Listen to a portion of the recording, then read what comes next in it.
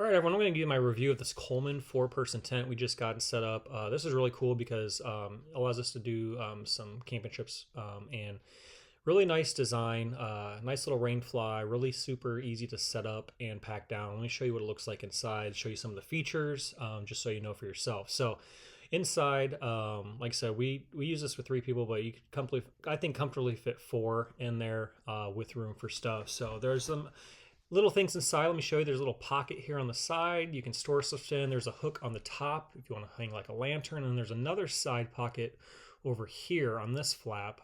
So you can just kind of keep everything in. And like I said, the rainfly is nice. It just attaches right into the grommets on the side. That's like the last part of the setup. But overall, really nice little camping tent. Comes in this little bag. You can fit it in. Like I said, rolls up, unrolls perfectly. And so, nice little camping tent. Would highly recommend this.